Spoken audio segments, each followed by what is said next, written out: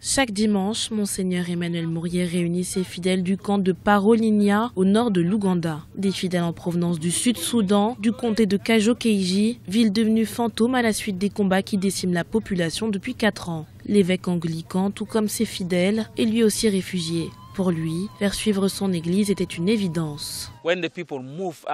Quand les gens se sont déplacés en grand nombre et que je suis resté sans personne, c'était terrible. Tous les gens ont déménagé. Nous ne pouvions pas rester là sans les gens parce que j'étais appelé à être un leader pour les gens. Par un gardien des terres, des arbres ou des maisons, je devais prendre soin des gens. Plus d'un tiers des 12 millions de citoyens du pays ont été contraints de fuir leur maison suite à la guerre qui perdure depuis 4 ans au Soudan du Sud. Parmi ces 185 000 réfugiés, le camp de Parolinya compte d'anciens détenus qui doivent pour bon nombre d'entre eux leur libération à l'évêque. Je tenais à remercier sincèrement l'évêque pour tout le temps qu'il a passé à suivre mon cas et à suivre les cas d'autres personnes qui sont en vie aujourd'hui. Sans lui, beaucoup d'entre nous seraient morts, beaucoup d'entre nous auraient été tués.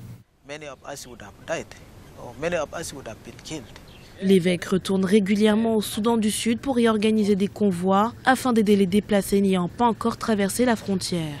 Pour rappel, en 2017, par mois, on comptait 35 000 nouveaux déplacés sud-soudanais en Ouganda.